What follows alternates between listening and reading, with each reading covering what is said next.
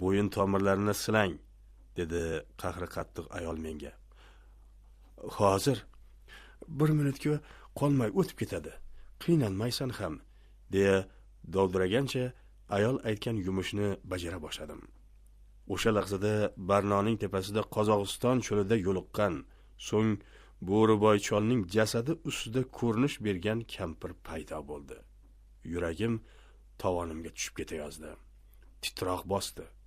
Peshonamdagi ter qoshim oralaridan o'tayotganida u yerdagilarni ham o'ziga qo'shib kattalashganidan keyin kipriklarim orasini yorib o'tib ko'zimga tushdi va u yerdan yosh bo'lib oqib chiqdi. Kirayotganimda sovuqdayin tuyulgan xona nihoyatda isib ketganday bo'ldi. Nafas olishim qiyinlashdi. Nahot endigi safar bu kampir jon olgani kelgan bo'lsa, degan sovuq o'y miyamga urilib, uni haydamoqqa shaylanganimda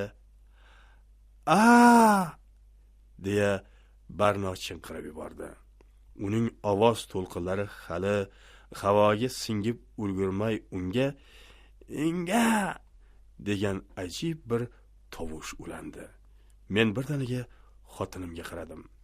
Uning lablari biroz titragan, oqarib ketgan yuzida nim tabassum bor edi. Sochlari esa jiqqa ho'l bo'lgandi. Bularning bariga e'tiborsiz qaradim. Men uchun muhimi, kampir uning joniga chang solgan solmagan edi. Birinchi safargi kampirning tashrifi meni saqlab qolgandi. Bunga menda zarracha ham shubha yo'q. Lekin u Bo'riboy cholning ustida paydo bo'lganida nimani ayon qilganini hali hanuz anglab yetmagandim. Agar u o'shanda ham menga yordam berib ketgan deb hisoblasam, unda bularning bari bekorga bo'lmagan, evaziga nimadir talab qilgan. Bir paytlar o'qituvchimiz hayotda bironta ham voqea hodisa o'z-o'zidan ro'yobga chiqmaydi. Unga nimadir sabab bo'ladi va albatta har qanday narsa agar u senga yaxshilik keltirsa qarz evaziga beriladi. Shuningdek, mo'jizalar ham degandi. Evaziga Barnoni beramanmi? Yo'q. Hech qachon. Yo'qol demoqqa shaylanib, kampir turgan joyga nigohimni tashladim. Ammo u g'oyib bo'lishga ulgurgan ekan. "O'g'il muborak, yigit", dedi boyagi qahri qattiq ayol. Unga yuzlandim. Yo alhazar. U bir daqiqaning ichida munis, mehribon ayolga aylanibdi. "Rahmat. Barno yaxshimi? Barno eson-omon. Ko'rib turibsiz, ona bolaning ikkalasi ham soppa-sog'", dedi ayol mening dovdirayotganligimdan kulib va chaqaloqni Barnoning qorni ustiga qo'ydi. Ingalab yig'layotgan go'dak darrov ovunib qoldi. "Xayriyat. Endi siz chiqib ketavering. Ha aytgancha, uzoq ketib qolmang. Keraksiz", deb u yonidagi sherigiga sirli qarash qilib qo'ydi. Tashqi eshik yonida meni bosh vrach kutib turgan ekan. Men yoniga borganimdan keyin qo'limni siqdi-da, "Tabriklayman", dedi jilmayib va o'zining xonasiga boshladi. Kirib, avvalgi joyimga o'tirganimdan keyin u bir piyola choy uzatdi, so'ng "Endi gaplashib olsak ham bo'laveradi", dedi. "Nima haqda?" dedim men chuqur nafas olib. Aslida uning nima demoqchi ekanligini sezganda edim. To'g'rirog'i gumon qilib turgandim. Ya'ni, "Uka, o'zing ko'rding. Xotining ancha qiynaldi. Biz ham ko'p ter to'kdik. Mana omon eson qutulib oldi. Bu yog'iga ko'nglingdan chiqarganingga ozgina qo'shib berasan. Bizni ham tirikchiligimiz shu va hokazo." Ammo kutilmaganda u boshqacha gapni boshlab yubordi. "Sizga to'g'risini aytay. Bugun men eksperiment o'tkazdim. Ochig'i bunchalik muvaffaqiyat keltiradi deb o'ylamagandim." "Qanaqa eksperiment? Men tushunmayapman." "Bu usul aslida jahonda allaqachonlardan beri qo'llanib kelinadi." Men uning yuziga anqayib qarab qoldim. Bosh vrachning qanaqa usul haqida gapirayotganligini mutlaqo tushunmayotgandim. "Bo'pti. Boshidan boshlayman. kim bo'lishingizdan qat'iy nazar baribir meditsinaga aqlingiz yetmaydi. Ilgarilari homilador ayol tug'ayotganida uning yoniga yaqinlaridan birontasi yo'latilmasdi. Ayolning tug'ishiga xalaqit beradi deyishardi. Vaholanki unday emas, qaytanga yordam beradi. Bu Yevropada allaqachon isbotlangan. Buni hamma biladi. Lekin siyosatga to'g'ri kelmasdi. Chunki agar lozim bo'lib qolsa, chaqaloq almashtiriladi. Albatta bunday voqealar kamdan kam sodir bo'ladi. Keyingi sahna hammasidan dahshatli. Ya'ni bola tug'ilganidan keyin 3 kun mobaynida onasiga berishmaydi. Bu vaqt mobaynida go'dak boshqa ayol suti bilan oziqlanadi. Bilasizmi nima uchun? Bilmayman. Millatni nogironlashtirish uchun. Sog'lom ota-onadan sog'lom bola tug'ilgan taqdirda ham go'dakka birinchi marta qanaqangi onaning suti berilsa, u kelajakda xuddi shunaqangi bo'lib voyaga yetadi. Aytaylik, sut aqli noqis, piyonista, chekuvchi, ichqora, baxil onaniki bo'lsa, chaqaloq ham voyaga yetganidan keyin xuddi shu amallarni qiladi. Shuning uchun agar e'tibor berib qarasangiz, ba'zan odam havas qiladigan oilalarda bemaza bolalar voyaga yetadi. Mening bolamga ham birinchi marta begona sut emzilarkanda. Sizga aytdim-ku, eksperiment o'tkazayapmiz deb, yarim soatlar ichida xotiningiz palataga o'tkaziladi. Undan keyin yoniga chaqalog'iga joy qilib beramiz. Xullas hammasi joyida bo'ladi. Bosh vrachning xonasidan chiqqanimdan keyin ham uning gaplari qulog'im ostidan ketmadi. Xayolimda kampir, qulog'im ostida bosh vrachning gaplari telbavor ketib borar ekanman. Sobir degan ovozdan cho'chib tushdim. Qarasam, tug'ruqxona hovlisida otam, Abdukarim aka, qaynonam turibdi. Nima bo'ldi? Dedi men hali gapirishga ulgurmasimdan ko'zlari kosasidan chiqqudek, yuzlari qizargan, hayajon bosgan qaynonam. Qolganlar ham shu ahvolda. Yaxshi, dedim men ko'zimni yerga tikib. O'g'il, onasi ham, bolasi ham yaxshimi?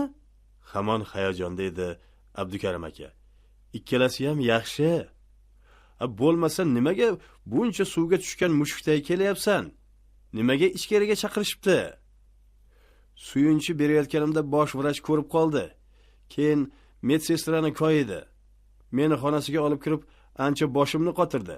Shunga ozgina kayfiyatim buzilgandi, deb men otamning so'rog'iga javob qildim.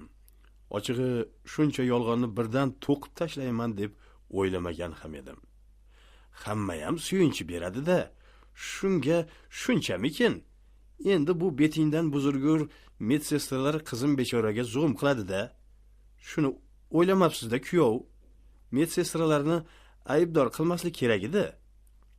Qachon qaraman ming'ir. Hech shu qilig'ing qolmadi-da. Aytayapti-ku, hammasi yaxshi deb. Medsestralar ham odam tushunadi. Bu glavvrach ko'rsin demagan-ku. O'zim gaplashib qo'yaman. Qizing bilan nevarang yaxshi bo'lsa bo'ldi, deya xotinini gapirtirmay qo'ydi qaynotam. Shundan keyin biz ketmoqchi bo'ldik, lekin qaynonam ko'nmadi. Qizimni ko'rmaguncha ko'nglim tinchimaydi, deb turib oldi. Noiloj yana 5 daqiqacha kutishimizga to'g'ri keldi. Tug'ruqxonadan og'zi quloqida chiqqan qaynonam avval eriyu otamni nabira bilan tabrikladi, keyin menga ham o'g'il muborak bo'lsin, dedi. Oradan bir hafta o'tganidan keyin Barnoni o'g'lim bilan birga olib keldik. Hamma bir ovozdan o'g'limning menga o'xshashligini aytishdi. Lekin men chaqaloqqa qancha tikilmayin o'zimga tegishli bo'lgan alomat topolmadim. Boshqalar uning menga qayrini o'xshatishayotganligiga hayron edim. Otam unga omadsiz bo'lmasin, baxtsizlikka yo'liqmasin degan o'yda Baxtiyor deb ism qo'ydi.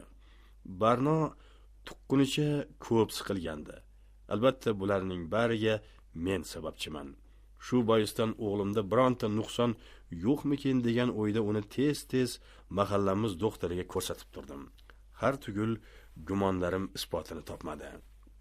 Baxtiyorni har safar tekshirgan doktor uning sog'lomligini gapirib maqtardi.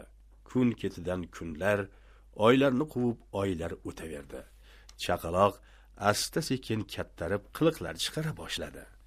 Avval u bilan ko'proq otam o'tiradigan bo'lsa, endi men ham qo'limdan qo'ymay qo'ydim. Baxtiyor 1-2 oyligida tushirib yubormayin deb uni kamroq ko'tarardim. Uyga keldim deguncha birdan ko'tarib olaman. U qiyqirib kuladi, men maza qilaman. Ana shu kezlari hamma tashvishlar menga unut bo'ladi. Hatto Bahodir aka ham meni bezovta qilmasdi. Vokzaldagi ishimni yana boshladim. To'g'ri, u avvalgiday daromad bermasdi. Raqobatchilar ko'paygandi. Ular arzimagan pul evaziga vagondagi yuklarni tushirib tashlashar edi. Shunday esa-da karvon ko'p, rizqi boshqa degan xayolda ishlayverardim. Oradan chamasi 7 oycha vaqt o'tganidan keyin atrofimga yaxshilab qarasam, zamondan ortda qolib ketyapman. Menga o'xshab faqat qora mehnat bilan shug'ullanayotganlarning kuni o'tadi-yu, lekin yayrab yashashiga imkoniyatlari yo'q. O'zim ham o'tgan vaqt mobaynida menga qo'chqorday o'g'il sovg'a qilgan Barnoga tuzuk quruq biron nima olib bermabman. Agar zamon shu taxlit davom etadigan bo'lsa, oilamdagilar qiynalib qolishadi deb o'ylab Barnoga men ham savdogarlik bilan shug'ullansammi deb maslahat soldim bir kuni. Avval biron marta ham bunaqangi ishni qilib ko'rmagansiz. Qiynalib qolmaysizmi? Buning ustiga bizda ortiqcha mablag' ham yo'q, dedi xotinim xavotirlanib. Erkak zoti hamma narsaga chidashi mumkin. Buni necha marta sinovdan o'tkazganman. Lekin o'zingga yaqin bo'lgan ayolning bechoravash o'tirishi oldida chidolmas ekansan. Shart o'rnimdan turdim-da tashqariga chiqdim. Yo'q, bunaqasi ketmaydi. Barno menga umrimni xor qilib o'tkazasan deb turmushga chiqqani yo'q. U boshqalardan baxtli yashashga haqli va shunday ham bo'ladi degan qarorga keldim-da qaytib uyga kirdim. Beshikni asta tebratib, ma'yus alla aytayotgan Barnoning yoniga tiz cho'kib, uni quchoqladim. Mana, ko'rasan, hammasi yaxshi bo'lib ketadi. Hali ham yomon emas, dedi Barno kulib. Boshqalardan qayrimiz kam? Lekin baribir mening ko'nglim to'lmayapti. Qandaydir boshqacha yashashimiz kerak. Xo'sh, qanaqa ekan? Men ham u bu narsa olib kelib bozorda sotaman, asta-sekin boyaymiz. Bozorda hozir yo'q narsaning o'zi yo'q. Allaqachon bozorni to'ldirib tashlashgan. Xuddi shu mahal mening xayolimga g'aroyib o'y keldi. Axir boshqalarga nisbatan mening imkoniyatim katta-ku. Men Rossiyadan odamlar olib kela olmayotgan narsalarni arzon bahoda keltirishim mumkin-ku. Nega oldinroq shu narsa xayolimga kelmadi? Bekorga birovlarning yuklarini belim chiqqudek bo'lib yuklab tushirib yuribman. Qancha umrni bekorga o'tkazib yuboribman-a? To'xta. Aleksandr Petrovichning yoniga borsamchi?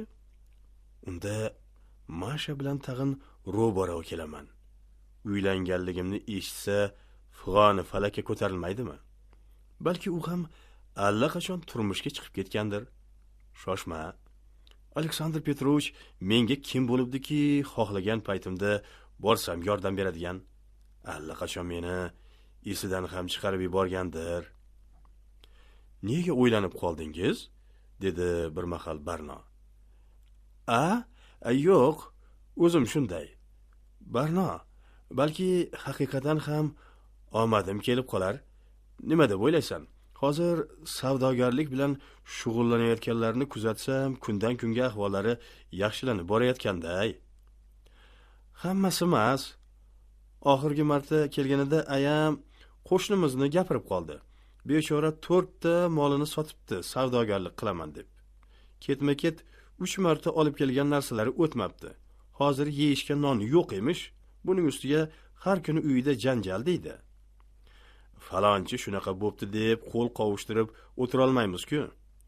Otam bilan gaplashing, ruxsat bersa shug'ullaning. Shu bilan Barno ikkalamizning tadbirkorlik to'g'risidagi gapimizga nuqta qo'yildi. Otamga maslahat solish uchun qulayroq payt qidirib yurgan kunlarimning birida esa so'nggi paytlarda otam negadir tez asabiylashadigan bo'lib qolgan. ozgina yoqmaydigan gap aytib qo'ysam birdan yonib ketardi.